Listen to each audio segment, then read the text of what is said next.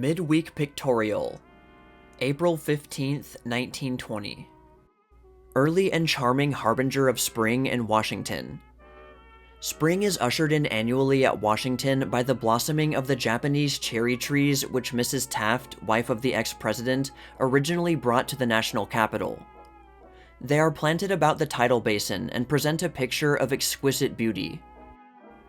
The Arlington Amphitheater at Washington that is now nearly completed. The structure, which has a noble architectural effect, is designed as a place for ceremonies and celebrations in honor of the nation's illustrious dead who lie in the beautiful cemetery at Arlington. It forms one of the most striking features of that famous City of the Dead. Close-up view of the Arlington Amphitheater. It is built on an eminence overlooking the Potomac River near Washington. It cost nearly $1 million to build and has been in process of construction for 5 years. Girls in Scotch dress in Easter Parade on Fifth Avenue, New York. The parade has become an annual feature in the metropolis, and although the weather was inclement, the avenue was crowded. The girls above attracted marked attention. In these days of race suicide, when economists and statesmen are deploring the falling birth rate and looking about for a remedy, the woman who can boast of having 13 children is a rarity. Still more unusual does the case become when 10 of the 13 children are employed in moving pictures. Mrs. Jane Trebowl is the happy mother, shown in the picture surrounded by her 7 boys and 6 girls. Their ages run from 4 to 24, from Jeanette on her mother's knee to Jean standing at the extreme right. All are hardy and vigorous. Realistic dugout made by Canadian war veterans in front of Toronto City Hall, in connection with the campaign that has been instituted by the United Veterans League for a cash bonus of $2,000. Canada has already rendered substantial aid to veterans of the war, but more is requested. A duplicate of Old Bill of Bairnsfeather's cartoons is on pile at left. The Hood, named after a famous British admiral, making a speed of 31 knots on her trial trip. She is 860 feet long, and will cost when fully ready for service $30 million. She is armed with 8 15-inch guns, with a secondary armament of 12 5.5-inch guns. She will take the place of the Queen Elizabeth as flagship of the Atlantic Squadron. Close-up view of the 14-inch guns which form the main armament of the United States Dreadnought Tennessee, now nearly completed and ready for active service. The ship was launched in May of last year, and is one of the most formidable battleships in our own or any other navy. She is an oil burner with an electric drive. Her heavy guns have an effective range of over 13 miles. The projectile that she throws weighs over half a ton. The new enclosed fighting top of the Tennessee. It is shielded with heavy armor, with apertures for the muzzles of the guns with which it is equipped. Anti-aircraft guns are mounted there. Officers of the Tennessee inspecting the muzzle of one of the 14-inch guns, of which the vessel carries 12, besides many auxiliary batteries of smaller caliber. The gunnery of the United States Navy has always been of surpassing excellence. The commissioning of the Tennessee has been postponed, but is expected soon. Storm clouds have grown more threatening over the Rhine, where the French forces, under the lead of a veteran of the war, General de Goutte, have advanced with great celerity eastward into Germany and occupied Frankfurt, Hamburg, and other important cities. The declared aim of the French government was to hasten the withdrawal of the German troops from the Ruhr district. The cities were to be held simply as a guarantee, and assurances were given that the French hold on them would be relinquished as soon as the German retirement had taken place. By the terms of the peace treaty, the Germans were forbidden to have any forces in a zone within 30 miles of the east bank of the Rhine. This provision, it is claimed by the French, has been violated by the sending of troops by the Ebert government into the forbidden territory to subdue the rioters in the district. The Germans claimed that this was necessary in the interests of law and order, but the French alleged that this is largely camouflage, and that if this violation of treaty terms is overlooked or condoned, Germany will grow bolder and seek to vitiate other vital clauses. Photo caption.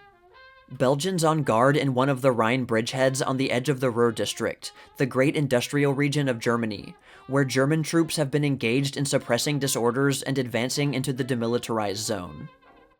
Outposts of Belgian forces holding up a family of German refugees who are escaping from the disturbed German industrial section and seeking to cross over into zone of Belgian occupation. Hundreds of families thus fled in panic. Riverfront of Hamburg, one of the German towns in the Ruhr industrial district that was occupied by the French forces under General de Gaulle as a guarantee that German troops would retire from the region. The picketing of the capital that was in vogue during the war by agitators for women's suffrage has been resumed recently, but this time with a view to influence American public opinion against Great Britain in her treatment of the Irish question. The banners explain their purpose. The women paraded in front of the British embassy, but there was no disorder. Whippets and larger tanks passing in review before Secretary of War Baker and Chief of Staff Peyton C. March at Camp Meade, Maryland, on the occasion of a recent field inspection. This branch of the service has attained a point of high efficiency. A large throng of good-natured Berlin citizens accompanied the detachment of the Revolutionary Baltic troops, as headed by their band and flag they marched up Unter den Linden to take up their station at the Brandenburg Gate. An echo of the revolution in Mayence. Ex-soldiers marching in large numbers through the streets in a mass parade denouncing Prussian militarism. At Mayence, the headquarters of the French Army of Occupation, precautions were taken to prevent any riotous outbreak on the part of adherents of either party. Photo shows a strong French cavalry patrol in one of the streets of that city. Revolutionary guards at the Chancellor's Palace in Berlin. The heavy equipment, which included hand grenades, is an unusual feature in a guard of this kind. Württemberg soldiers guarding the barbed wire enclosure about the Kunsthalle at Stuttgart, where the National Assembly met after Ebert's flight to that city from Berlin. President Ebert of Germany snapshotted in the streets of Stuttgart, in the period before the collapse of revolt brought him back to Berlin. Poster placarded by the revolutionists denouncing the effort of the Ebert press to make the revolt seem a monarchistic scheme. Captain Ehrhardt reviewing his brigade of Marines, the first revolutionary troops to enter Berlin. General Luttwitz, leader of the revolutionary forces in the Kapp Rebellion, reviewing his guard. It was the threatened arrest of Luttwitz by Noske, the Minister of Defense, that precipitated the revolt before the movement had fully matured. Luttwitz fled after the collapse and has not yet been arrested. Funeral of America's tallest Chinaman, held in the open street at Boston, Massachusetts. It was impossible to get his casket in or out of his house. Moi Ni Wing, the deceased, was 6 feet 6 inches high and weighed over 200 pounds. 400 Chinese Freemasons acted as escort to the body. Incense, sweetmeats, and roast pig were placed on his grave. Phonographic fire alarm which automatically connects central and fire headquarters. This ingenious contrivance of a member of the fire department gives the alarm, tells where the fire is, and keeps repeating the message for 15 minutes. An excessive amount of heat causes wires to meet fuses which form an electric connection, starts the telephone record, and lifts the receiver. John Burroughs, eminent naturalist and author, celebrating his 83rd birthday in the open air at Esopus, New York, April 3rd. He is here shown studying a pussy willow branch. Thomas A. Edison, Henry Ford, and others of his host of friends visited him on that occasion. Despite his advanced age, he is still strong and hardy, and retains all his keen interest in men and events. His first article was printed in 1860. Salvo of 12 turret guns fired from the Super Dreadnought Arizona, which holds the Navy championship in gunnery. The 5-inch gun crew, which has the credit of 9 white E's on the Arizona's secondary battery, is here shown. The coveted letter E stands for excellence. Yale Varsity 8 defeating the University of Pennsylvania in a race over the Schuylkill River course at Philadelphia, April 3rd. The riverbanks were crowded with cheering spectators. Pennsylvania got the jump at the start with a 36 beat, but Yale gradually wore down the lead and won by little more than a full length. United States Marines raising the Stars and Stripes over the fort at St. Thomas in the Virgin Island Group, West Indies, recently purchased by this country. The lure of hidden treasure has always been a fascination for the average human being, and the Marine who is here inspecting an old, battered, and rusted chest is no exception. Up to date, no finds have been reported. Whatever loot had once been buried in the islands has probably been removed long since, or the place of hiding has passed from human memory. Town and Port of St. Thomas, the leading town of the Virgin Islands, recently purchased by the United States from Denmark. It is a coaling station and port of call. Its population is about 12,000, many being descendants from Negro slaves. British Marines from the Ramillies marching through Constantinople. The place is the Hippodrome Square. In the foreground is the Mosque of Ahmed, and in the background at the left is the world-famous Church of St. Sophia, which for nearly 600 years has been a Mohammedan mosque. The entrance of the Marines was intended to impress the Turkish government. Mustafa Kemal. This Turkish leader is fulfilling a role in Turkey somewhat similar to that of D'Annunzio and Fiume. He is the head of the nationalists, who ignore the orders of their own government, but are really resisting the Allies. Marines from a British warship in the Golden Horn coming up the St. Sophia Road. The continued massacre of Armenians forced the Allies to take the drastic action of occupying the capital and arresting certain defiant Turkish leaders. Prisoners working at the clearing of wrecked homes and buildings that went down when the tornado swept through the town of LaGrange, Georgia on March 28th. Over 160 lives were lost in the cyclone that affected both western and southern states. Planting of a memorial tree at Walter Reed Hospital, Washington, by American Legion Post No. 21 on anniversary of declaration of war against Germany. Mrs. Walter Reed, widow of the Army officer who lost his life in the tropics while seeking the cause and prevention of typhoid fever, planting a memorial tree on the Walter Reed Hospital grounds at Washington on April 6th. The tree was presented by the American Forestry Association.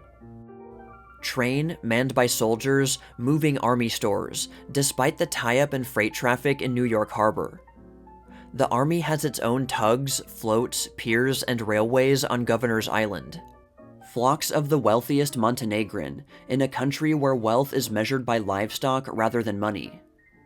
The farm here visible remained free from depredations during the war because of its sheltered and almost inaccessible location. The high stack of fodder at left is surrounded by a thorn fence to keep the flock from grazing on it.